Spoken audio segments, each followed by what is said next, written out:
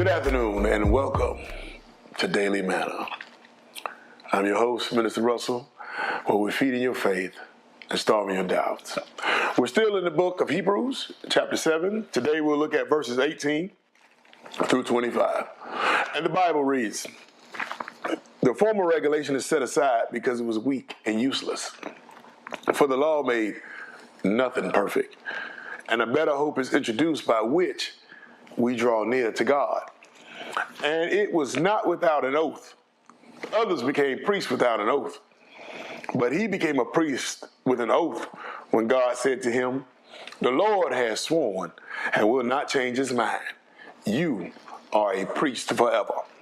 Because of this oath, Jesus has become the guarantor of a better covenant. Now there have been many of those priests since death prevented them from continuing in office. But because Jesus lives forever, he has a permanent priesthood. Therefore, he is able to save completely those who come to God through him, because he always lives to intercede for them." This particular scripture starts off sharing with us that the laws and commandments were set aside because they were weak and they was useless. And the laws made nothing perfect. Yet the law does a great job of setting up God's perfect standard, but it does not give the power to keep that standard. See, on the other hand, since now in Jesus, we have a better hope through which we draw nearer to God.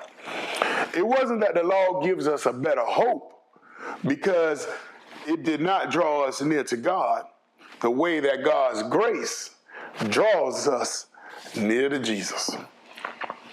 Then the scripture goes on to share about the superiority of this priesthood.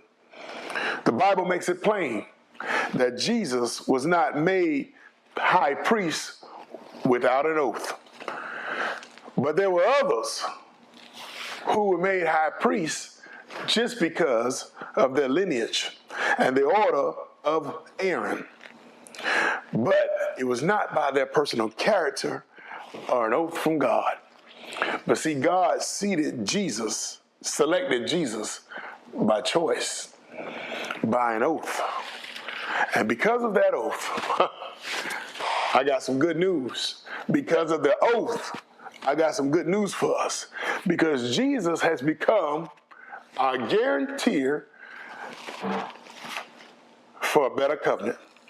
See, the old covenant had a mediator, and this mediator name was Moses.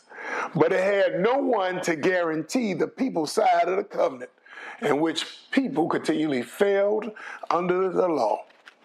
But this new covenant has a cosigner.